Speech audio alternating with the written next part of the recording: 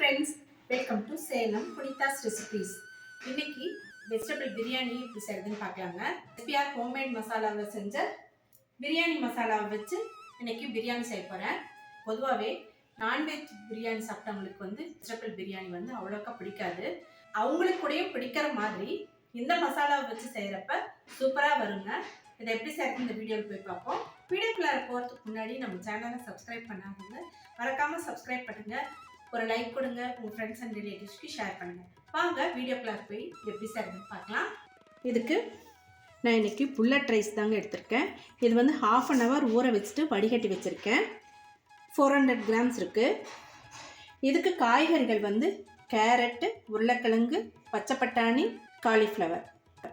Cauliflower நல்லா கொதிக்கிற தண்ணியில் போட்டு எடுத்து வச்சுருக்கேன். மற்ற வெஜிடபிள்ஸ்லாம் இந்த மாதிரி கட் பண்ணி வச்சுருக்கேன். ஒரே ஒரு தக்காளி மட்டும் சின்ன சின்னதாக கட் பண்ணி வச்சுருக்கேங்க. இதுக்கு சின்ன வெங்காயம் போட்டால் ரொம்பவே நல்லாயிருக்கும். இதுக்கு ஒரு 100 gram சின்ன வெங்காயம் உரித்து வச்சுருக்கேன். பச்சை மிளகாய், இதுக்கு பச்சை மிளகாய் தான் போடணும். இதுக்கு மிளகாத்தூள் இல்லை. 7 மிளகாய் எடுத்து வச்சுருக்கேங்க. இது ரொம்ப பெருசாக இருக்குது. இது காரமான மிளகாய். அரை கைப்பிடி அளவுக்கு புதினா, 1/4 கைப்பிடி அளவுக்கு கட் பண்ண கொத்தமல்லி தழை, 1/2 டீஸ்பூன் மஞ்சள் தூள், உப்பு 2 teaspoon, SPR homemade masala biryani masala. இது பாரம்பரிய பிரியாணி மசாலா. இந்த அளவுக்கு 2 டீஸ்பூன் போட்டால் போதுங்க. 1 கப் அளவுக்கு எண்ணெய் ஊற்றிட்டு இருக்கேங்க குக்கரில். இப்போ இது கூடவே 2 டேபிள் ஸ்பூன் நெய் சேர்த்துக்கலாம். எண்ணெய் காஞ்சிருச்சுங்க. நம்ம வெங்காயத்தை சேர்த்துக்கலாம். இப்போ இது கூட பச்சை மிளகாய் சேர்த்துக்கலாங்க. பச்சை மிளகாய் அப்படியே போடக்கூடாது, டப்புன்னு வெடிக்கும். பாருங்க, இந்த மாதிரி ஸ்ப்ளிட் பண்ணி போடணும். இதில் 1 டேபிள் ஸ்பூன் அளவுக்கு இஞ்சி பூண்டு விழுது சேர்த்துக்கலாங்க. இப்போ இது கூடயே நம்ம கட் பண்ணி வச்சுக்கிற வெஜிடபிள்ஸ்லாம் சேர்த்துக்கலாம். கூடவே உப்பு சேர்த்துக்கலாங்க. மஞ்சத்தூளும் சேர்த்துக்கலாம். உப்பு சேர்த்துக்கிட்டா சீக்கிரமாகவே காய்கறிகள்லாம் வதங்கிடும். காலிஃப்ளவரை மட்டும் நம்ம கடைசியாக சேர்த்துக்கலாம். இல்லை, காலிஃப்ளவர் செஞ்சிடும் சீக்கிரமாக. இப்போ இது கூட தக்காளியும் சேர்த்துக்கலாங்க. புதினா, கொத்தமல்லி தழை சேர்த்துக்கலாம்.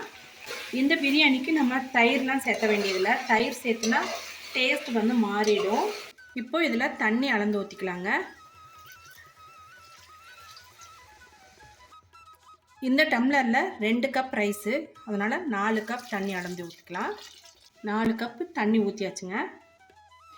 இதில் ஒரு 1/2 டீஸ்பூன் அளவுக்கு லெமன் ஜூஸ் பிழிஞ்சு விட்டுக்கலாம். இப்போது நல்லா கொதிக்குது. இதில் ரைஸு சேர்த்துக்கலாம். இப்போது கொஞ்ச நேரம் மூடி போட்டு வேக வைக்கலாம். வெந்ததும் நம்ம காலிஃப்ளவரை சேர்த்துக்கலாங்க. இப்போ நம்ம காலிஃப்ளவரை சேர்த்துட்டு நல்லா கலந்து விட்டுக்கலாங்க. இதில் 1 டேபிள் ஸ்பூன் அளவுக்கு நெய் ஊற்றிட்டு மூடி போட்டுட்டு வெயிட் போட்டுக்கலாங்க. ஹை ஃப்ளேமில் 1 விசில் விட்டுக்கலாம். லோ ஃப்ளேமில் 5 நிமிஷம் வேக வச்சு ஆஃப் பண்ணிடலாம். கரெக்டாக தம் ஆகிடும். ஸ்டீம்லாம் போயிடுச்சுங்க. எடுத்து பார்க்கலாம். பாருங்க, பிரியாணி கம்மன்னு சூப்பராக ரெடி ஆகிடுச்சு. காலிஃப்ளவர் பாருங்கள், உடையாமல் அப்படியே வந்திருக்கு. நல்லா கலந்து விட்டுக்கலாம். வெஜிடபிள் பிரியாணி கமகமன் ரெடி ஆயிடுச்சு. சூடான பிரியாணியை பரிமாறிக்கலாம். இது கூட தயிர் பச்சடி வச்சுக்கலாங்க. ஆவி பறக்க கமகமன்னு வெஜ் பிரியாணி ரெடி ஆயிடுச்சு. இப்போ எப்படி இருக்குன்னு சாப்பிட்டு பார்க்கலாம். தயிர் பச்சடியோடு வச்சு சாப்பிட்டு பார்ப்போம். ரொம்ப சூப்பராக இருக்குது இந்த பிரியாணி. வேறு டேஸ்ட்டு. நாம் எப்போவுமே தக்காளி இல்லை நிறையா போட்டு மிளகாத்தூள் போட்டு செய்வோம். அது வேறு டேஸ்ட்டு, இது வேறு டேஸ்ட்டுங்க. இது ரொம்ப நல்லா இருக்குது. நீங்களும் இதே மாதிரி செஞ்சு பாருங்கள்.